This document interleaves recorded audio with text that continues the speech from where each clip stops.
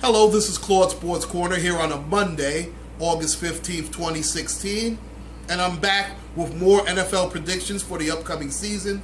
And as we already know, the preseason has started. I cannot watch those preseason games. I might watch them for about one quarter, maybe a quarter and a half. But I just can't do it. I'm sorry. Now, it is always interesting to see the battles for the positions if you're really into that. And I do like to see the rookies try and make their mark and the free agent stories, but I just can't watch a full game. And listen, certain teams, let's face it, even if they, the best thing for them to do is just stay healthy. It doesn't matter. You want to win at least one game in the preseason, but if you're a 1-3 team, no one really gives a shit.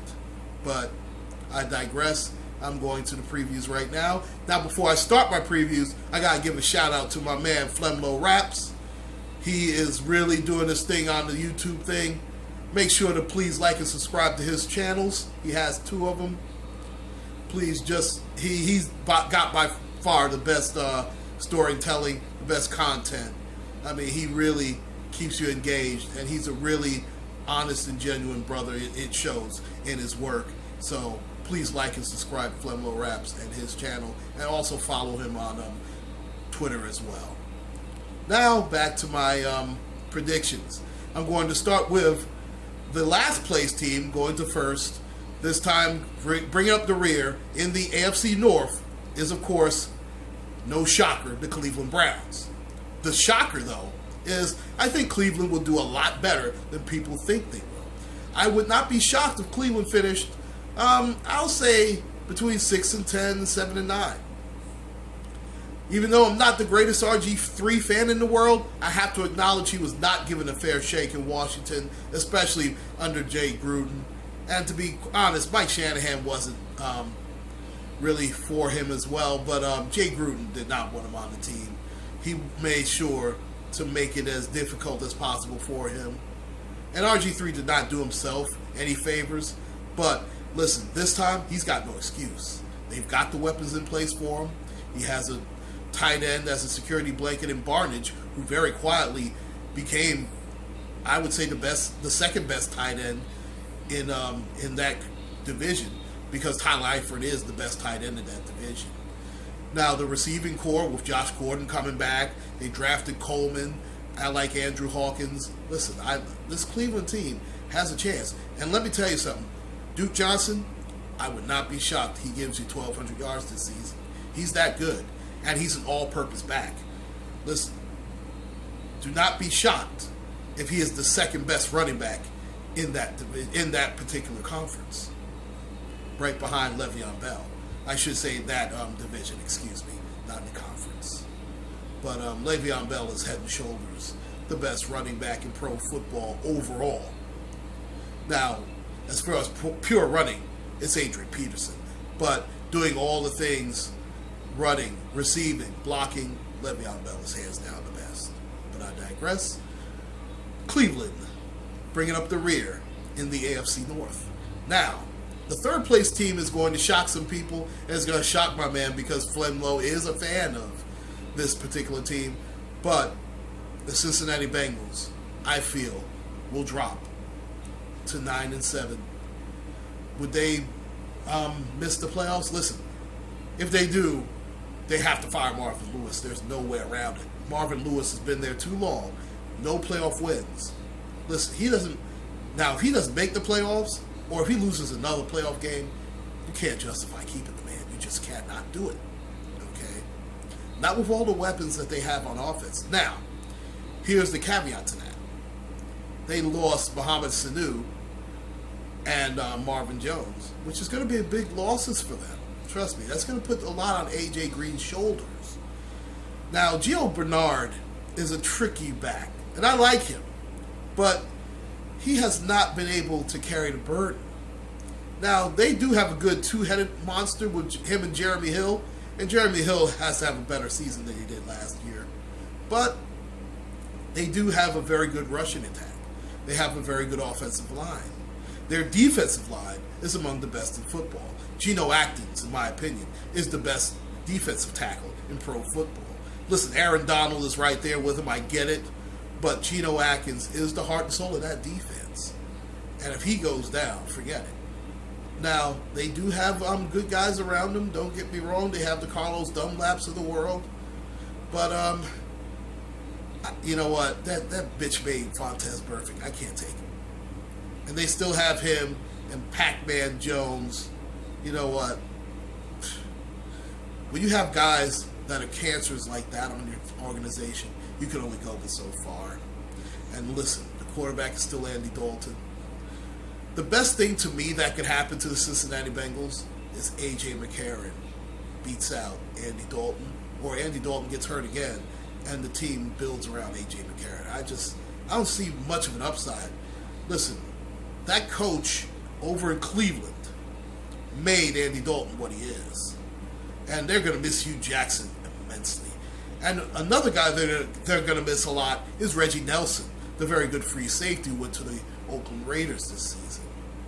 They're going to miss those guys badly. I don't trust their secondary. They're almost as bad as ours. So the Cincinnati Bengals will win at least 9. They have just too much talent. But I choose them to go 9-7. Why? Listen, you can't trust them. And let me tell you, there's going to be hangover off of last year's debacle. Now, it's funny. A lot of people have the Baltimore Ravens finishing about 6-10, 7-9. I mean, listen, they're too well coached. They were not as bad as people made them out to.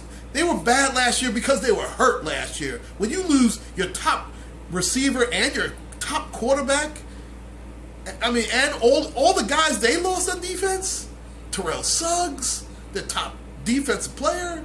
Oh, come on. I mean, my God.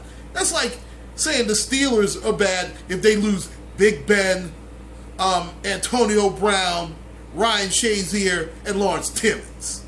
I mean, God, what do you expect? The Ravens are the second best coached team in that whole conference. Listen, Jim Harbaugh is a wonderful coach. Excuse me, that division. I know I say conference. Listen, as long as Bill Belichick is there, he'll always be a top 3 coach, Bill Belichick. I don't think he's the best coach in the NFL. He is among the top, but he's not the best coach. People forget he was a disaster in Cleveland, but he has done very well, obviously, in New England. But we're talking about, of course, the AFC North, and let's face it, John Harbaugh is an excellent coach. Listen, he and Mike Tomlin were basically on the same staff together at one time in college. Those guys are 1 and 1A as far as coaching. Flacco's going to, listen, I understand that he is not a quote-unquote elite quarterback. I tell you what, he's better than Andy Dalton. He wouldn't pull those stunts. Joe Flacco has a weatherproof arm, what you need, especially during playoff time. And listen, he showed that he can get you that championship.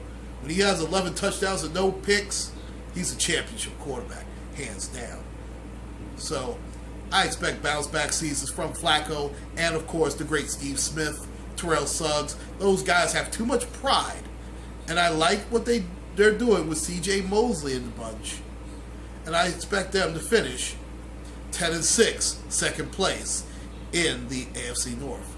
And, of course, listen, not to sound like a homer, I have to choose the Pittsburgh Steelers. Now, I'm not going to go too far in depth with the Steelers, but because I already have a video about them, and please, when you get a chance, please watch that particular video I did about the Pittsburgh Steelers.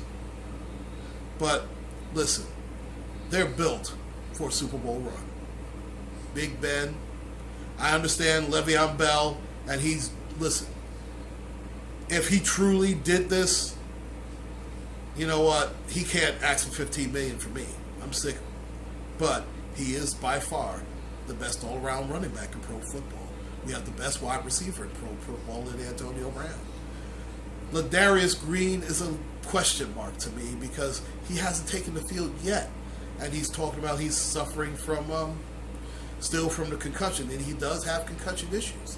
But if he's able to get on the field, He's able to play well. I would not be shocked if Ladarius Green gives you 85 catches and about 8 touchdowns. He does that because that middle of the field is going to be wide open for them between covering Antonio Brown, Marcus Wheaton. I like Sammy Coates. And Le'Veon Bell, of course, out of the backfield. That middle is going to be wide open for Ladarius Green. And let's face it, Heath Miller can't get down the field anymore. But of course, it all hinges on that defense. And again, I'm not going to go too far into depth because I already have covered this in the Steeler video that I did. But I am choosing the Pittsburgh Steelers to win this division and go 12-4. Please like and subscribe, ladies and gentlemen. This is Claude Sports Corner. Take care and God bless.